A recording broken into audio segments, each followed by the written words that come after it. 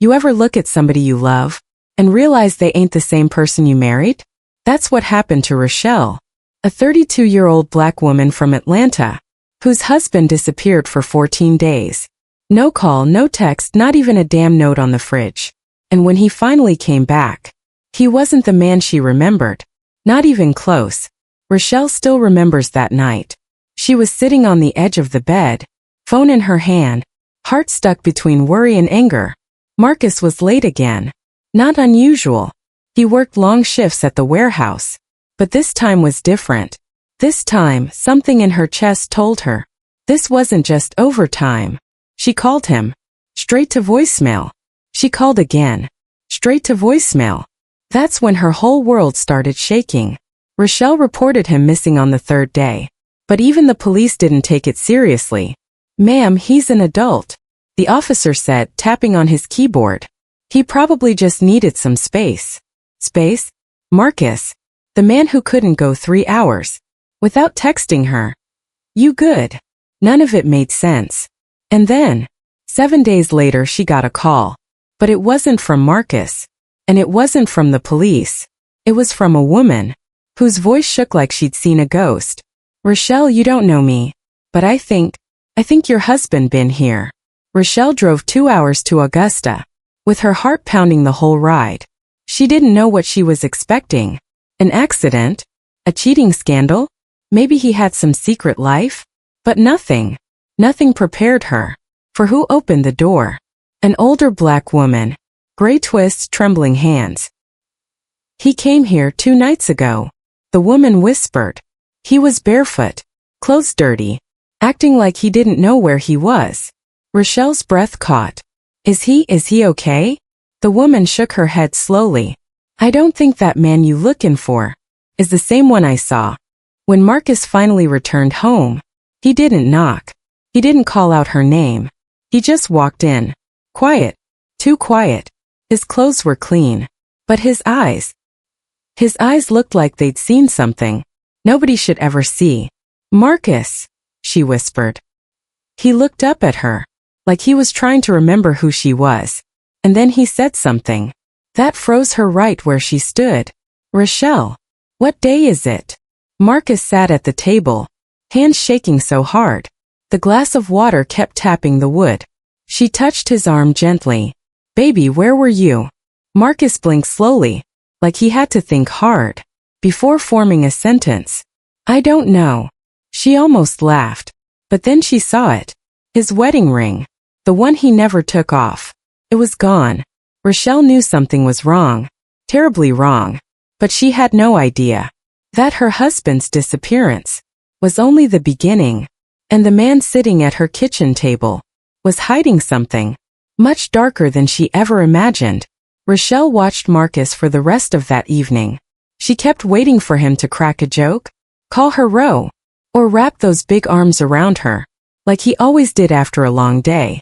But he didn't touch her, didn't smile, didn't even sit in his usual seat on the couch. Instead, he sat in the corner chair, hands folded like he was scared to move the wrong way. "Marcus," she whispered again, "just tell me what happened." He looked at her and gave her a smile. But it wasn't his smile. Not the one she fell in love with. This smile was empty, stretched a little too wide, held a little too long, like he was copying a smile instead of feeling it.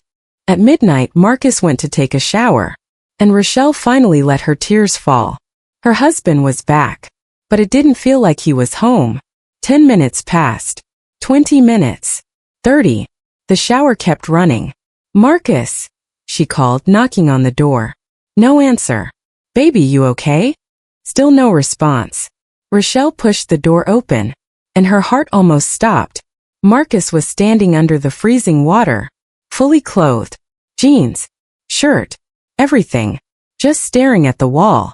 "Marcus, what are you doing?"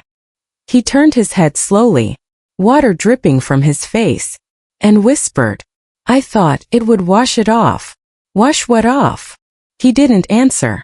He just started crying. Silent tears, like he was scared to even make a sound. When she finally convinced him to change into dry clothes, Rochelle saw them. Scratches. Deep, long, angry scratches. Running down his back. Like someone or something had dragged sharp nails across his skin. Marcus, who did this to you? He shook his head slowly. I don't know. I don't remember. But he was lying.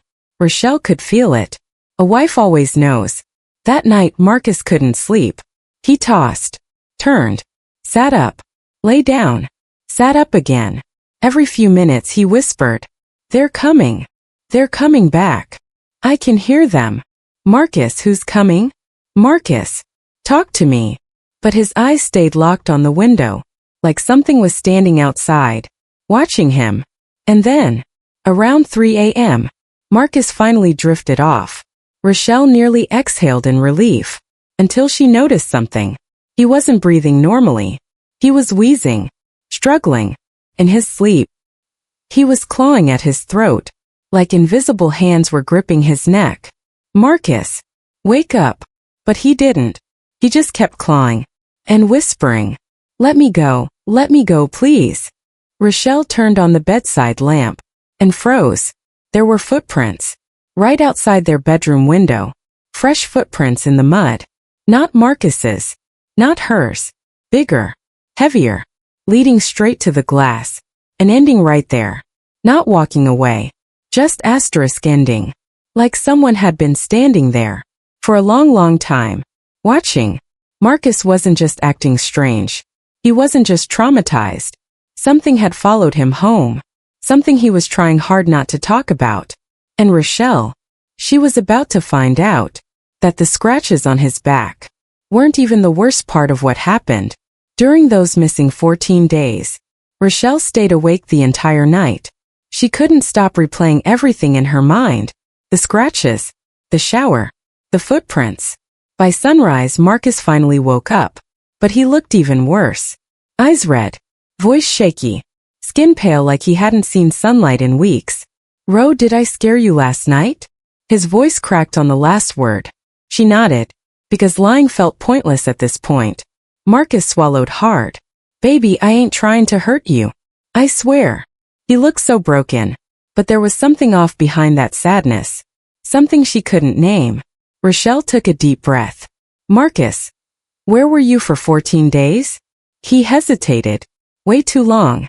His answer was soft. I told you. I don't remember. She stared at him. And that's when she realized. He wasn't just scared. He was hiding something. Later that morning, Rochelle's phone buzzed. Marcus stepped out to get fresh air. So she picked up quickly. It was Darnell, Marcus's coworker. Ro, Marcus back home yet? She frowned. Yeah. Why? Darnell exhaled sharply. Damn. Hey, listen. Marcus didn't disappear on the job. He left early that day. Said he had something to handle. Rochelle's heart thudded. What kind of something? Darnell lowered his voice. Ro, he was scared. Like really scared. He kept looking over his shoulder. Said somebody was following him. She froze. Following him? Before he disappeared?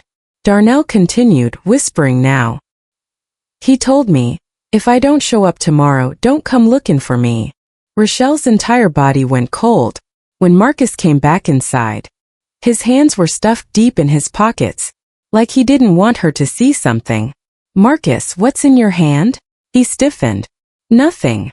Marcus. He slowly pulled out a folded piece of paper. Old. Crumpled.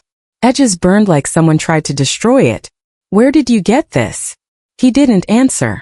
Rochelle opened it carefully and almost dropped it. It was a map.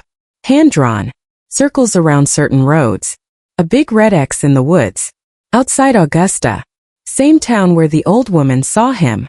But the worst part? At the bottom, scribbled in shaky writing. Asterisk asterisk, don't go back. Don't look for me. If I return, it ain't me. Asterisk asterisk. Her heart slammed in her chest. What does this mean, Marcus? His lips trembled. I didn't write that, Ro. I swear to God. I didn't write that. Rochelle knew something was wrong. Very wrong. So she did what any worried wife would do. She checked his phone. Most messages were normal. Until she reached a voice memo. Timestamped 10 days ago. Marcus wasn't supposed to have his phone. Police said he didn't. But there it was. A 14-second audio clip. She pressed play. Marcus's voice came through, panicked, whispering, "Ro, if you get this, don't trust me. Don't let me in the house. It's following me." It took. Static. A loud crash. A scream. And then, another voice. A low, distorted whisper. Asterisk, asterisk, she won't know the difference. Asterisk, asterisk. Rochelle almost dropped the phone. Whatever took Marcus. Whatever followed him back. It wanted her. Rochelle stepped outside. To get some air and clear her mind. But when she looked down at the yard, her breath hitched. There were new footprints. Not the ones from the night before. These were closer. Deeper. Leading straight up to their back door. And beside them, a second set. Bare footprints. Smaller. Human. But definitely not hers. She rushed back inside. "Marcus, come look at this." But Marcus wasn't in the living room. Wasn't in the kitchen. Wasn't in the hallway. She checked the bedroom. Empty. Bathroom. Empty. Marcus. Then she heard it. A soft sound. A whisper. Coming from under the bed. "Ro." Her blood ran cold. That voice wasn't right. It wasn't the Marcus she knew. "Ro, come here. I need to show you something." Whatever came back home with Rochelle wasn't just hiding lies. It was hiding itself. And the real Marcus, wherever he was running out of time. Rochelle froze. Her whole body went still. "Ro, down here." The voice stretched out the words, like someone trying to sound like Marcus, but getting the rhythm wrong. The warmth wrong. The soul wrong. She crouched slowly, her hands shaking so bad. She had to grab the side of the dresser, just to keep balance. "Marcus, why are you under the bed?" There was a long pause. Too long. Then the voice whispered, "I was hiding. They almost got me." Her heart jumped. "Who?" Silence. Then a low, breathy laugh drifted out. "You already know who." Rochelle felt her stomach drop. Marcus didn't laugh like that. Not even close. Something was wrong under that bed. Very wrong. She leaned down on her knees, lifted the blanket, and her breath caught. Marcus wasn't under the bed. There was nothing but darkness. Empty. But the voice was still whispering. "Come closer, Ro. I can't see you." Her throat tightened. She took one step back. "Marcus, come out. Now." The whisper turned sharp. Impatient. "I said come. Closer." Her chest tightened. That was not her husband. She grabbed the blanket and dropped it back down, blocking the gap under the bed. And suddenly, something slammed against the mattress from beneath. One loud, violent thud. Rochelle screamed and stumbled back. "Ro, don't leave me down here." The voice cried. But by then she already knew. There was no Marcus under the bed. Just something pretending. Rochelle ran out the room, heart beating like a drum. That's when she saw him. The real Marcus. He was in the hallway, back pressed against the wall, breathing hard. "Ro, what did you hear?" His voice was raw, hoarse, like he'd been screaming for hours. And nobody answered. She stared at him in shock. "If you're here, then what the hell was talking to me from under the bed?" Marcus's face went white. He grabbed her shoulders. "Ro, I told you not to let me back in this house." She pushed his hands away. "You didn't tell me anything." He shook his head. Frustrated, terrified. "Not me, the other me. The one that left that voice memo." She froze. "Marcus, what is going on?" Marcus swallowed hard. "I don't know what followed me, but it's been mimicking me. Talking like me. Moving like me. Trying to be me." "And what does it want?" she whispered. Marcus looked down at the floor. "To take my place." A loud sound echoed through the house. A slow dragging scrape. Inside the walls. Something heavy. Something crawling.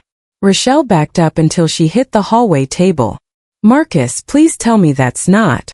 He shook his head. "It followed me for days. Stayed just out of sight. Sometimes in the trees. Sometimes in the dark. Sometimes in the walls." The scraping grew louder. Closer. Rochelle whispered. "Why our house? Why us?" Marcus looked at her. with the saddest eyes she had ever seen. Because I ran from it, Ro. And it doesn't like being left behind. Another scrape. This time directly behind the drywall. Then, a voice. Her husband's voice. Soft, gentle, familiar.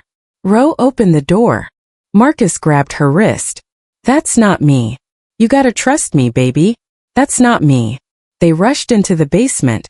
The only place without windows. The only place they could breathe for a moment. Rochelle turned on the single light bulb overhead. It flickered once, twice, then stayed dim. Marcus, you have to tell me everything. He sat on the old couch, head in his hands. I was walking home that night. His voice trembled. It was dark, real dark, and I felt someone behind me. He lifted his head slowly, but when I turned around, it wasn't a someone. Rochelle leaned forward. What do you mean? His voice cracked. It was a copy of me. Her skin prickled. A copy. Marcus nodded. Same face, same clothes, but the eyes, they were wrong. What did it want? She whispered. He swallowed. It walked up to me and said, go home, or I will. Her breath froze. And then she asked. Marcus looked up at her with tears in his eyes. I ran, and it followed me for 14 days. The thing outside wasn't just impersonating Marcus. It wasn't just following him. It was studying him, learning his voice, his walk, his smile, so it could replace him. And tonight, it was closer than ever. Rochelle sat on the basement couch, heart pounding like a drum. Marcus was quiet, hands shaking. Then her phone buzzed. A text. Unknown number. She hesitated, then opened it. It read, Asterisk, I see you. I know you. Don't trust him. Asterisk. No signature. No clue. Just those words. She looked up at Marcus, who paled instantly. It's here, he whispered. It knows we know it's here. Rochelle's stomach twisted. Marcus, what do we do? He shook his head. I don't know. We can't leave. We can't call anyone. It will know. Suddenly, a shadow moved across the kitchen wall. Slow, deliberate, almost human. Rochelle froze. Marcus grabbed her wrist. Don't turn on the light, he hissed. The shadow stopped. Then a knock. Soft. 3 slow knocks on the window. Rochelle whispered. Marcus, what is that? He shook his head. Eyes wide. That's it. The copy. It's learning me. It knows how to get to me. And now it's trying to get to you too. Rochelle's courage faltered. Her hands trembled. She slowly inched toward the window. And then she heard it. Marcus's voice. Soft. Sweet. Familiar. Ro opened the door. Her heart stopped. She turned to Marcus. That's not your voice, she cried. He swallowed hard, nodding. I know it's learning me. And it wants to replace me. Don't let it in. Whatever you do, don't open it. Another knock. The glass rattled this time. Ro, I'm here. Let me in. Her mind screamed. Which one is him? Suddenly, a scraping sound echoed in the living room. Rochelle turned slowly. Her eyes widened. Long scratch marks ran across the wall. Deep, fresh, angry, leading straight toward the basement door. Marcus grabbed her. Ro, it's coming down. We have to. A loud crash upstairs cut him off. A framed picture shattered on the floor. The sound of footsteps, heavy, dragging, approaching. Rochelle felt cold sweat run down her back. It wasn't Marcus. She knew it. She could feel it. The basement door rattled. Soft thumps turned into loud banging. A shadow appeared at the top of the stairs. Rochelle held Marcus close, both of them trembling. And then it spoke. Let me in. Oh, I'm the real Marcus. Open the door. Rochelle shook her head violently. No, you are not him. Marcus grabbed her hand. You're right. It's not me. It's something else. The banging stopped for a moment. Then a deep guttural voice echoed from the stairwell. Asterisk, I am him. I am him. I am him, asterisk. Rochelle screamed. Marcus pulled her to the corner. They had no plan. No weapon. No escape. Just each other. And the thing above them. That was pretending to be Marcus. Rochelle whispered. We can't stay here. We can't hide forever. Marcus nodded slowly. I know. But if we leave, it will follow us. Everywhere. It won't stop until it replaces me. Until it replaces us. Rochelle's hands shook. Her chest burned. Then what do? Marcus took a deep breath. We fight. We find out what it wants. And we stop it. No matter what. A moment of silence. Then the sound of dragging feet upstairs. Closer. Right above the basement door. The thing was waiting. Watching. Learning. And Rochelle. She knew tonight. Their lives were about to change forever. The copy wasn't just a shadow. It wasn't just a voice. It was something intelligent. Hungry. And closer than they could imagine. If they made a wrong move, there would be no going back. Rochelle and Marcus sat in the dim basement light. Hearts pounding, adrenaline racing. We need a plan, Rochelle whispered. Marcus nodded slowly. We can't fight it with brute force. It's not human, not fully. Rochelle's hand shook. Then what? How do we stop it? Marcus looked at her dead serious. We trap it. And we make it reveal itself. Rochelle's mind raced. How? Marcus pulled out the crumpled map from earlier. Augusta. The woods. It's tied to where it first appeared. That's where we'll end this. Suddenly, the basement stairs creaked. A shadow emerged. Rochelle gasped. It was the copy. Marcus froze. The thing stopped halfway down the stairs, tilted its head and smiled. Ro, it's just me, it whispered. The voice was perfect. Too perfect. Rochelle shouted. Stop imitating him. The shadow's smile widened. Then it ran up the stairs fast. Like a predator. Testing boundaries. Marcus grabbed Rochelle. It's learning our fear. Before she could react, it vanished into the living room. Rochelle and Marcus bolted upstairs. Heartbeats thundering in sync. Every shadow, every creak felt like it could strike. The copy appeared at the window. Staring. Silent. Mimicking Marcus perfectly. It's trying to lure me out, Marcus whispered. Rochelle grabbed his hand. We run together.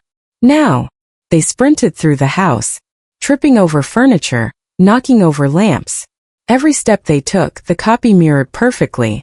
Sometimes ahead, sometimes behind. Always learning. By the time they reached Marcus's car, he pulled out the map. Follow me.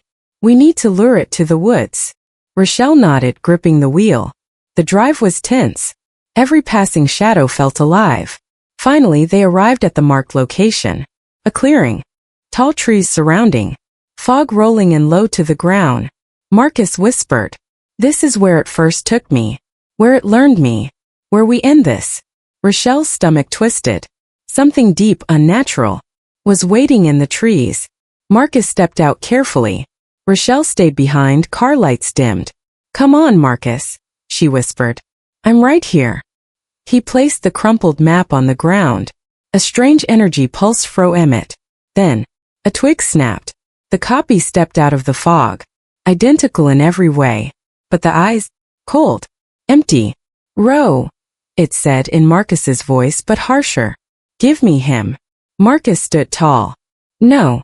You leave him alone. You don't get to take our life. The copy tilted its head, studying Marcus. Then it ran. Straight at him. Rochelle stepped forward. Stop. You're not real. The copy hesitated just a second too long. Marcus lunged. They collided. The struggle was surreal. The copy was fast. Strong. But Marcus knew its rhythm. He mirrored it, dodged it, and finally cornered it. Rochelle grabbed a branch from the ground. She swung at it. The copy screamed. A sound that was human but distorted. Like metal scraping across bone. It faltered. Marcus grabbed its shoulders. Locking eyes with it. You will never replace me. The copy froze. Then in a whisper it said. Asterisk, you're right. I will never be you. And slowly it disappeared. Back into the fog. Rochelle and Marcus collapsed. Breathing hard. Hands shaking. Is it gone? Rochelle whispered. Marcus nodded slowly. For now. Can learn again. But tonight we survived. Rochelle looked at him. Her husband was back. The man she knew, finally. But the scratches, the whispers, the shadows. They left a mark. On the house. On their minds. On their love. Marcus took her hand. We survived this together. And for the first time in 14 days, Rochelle believed it. The copy was gone. For now. But Rochelle knew the world had changed. Somewhere. In the shadows. His eyes were still watching. And the real Marcus would never take a simple night at home. Rochelle sat on the porch, watching the fog lift from the woods. Marcus beside her, hand in hers, breathing slowly, like life had finally returned. She still shivered thinking about those 14 days, the whispers, the scratches, the copy, everything that tried to take him away. But we're okay now, Marcus said softly. Together. That's what matters. Rochelle nodded, tears in her eyes. We survived, and we'll keep surviving. Sometimes she realized, the world can be dark. The people we love can be tested in ways we never expect. But love keeps you grounded. Love keeps you fighting. So whenever you feel scared, remember Rochelle and Marcus. Even in the darkest nights, you can find your way back to each other. If you enjoyed this story, and you want more chilling emotional tales like this, make sure you hit that like button and subscribe to the channel so you never miss a story that will pull you in, just like tonight's. And remember, stay aware, stay safe, and always trust your instincts.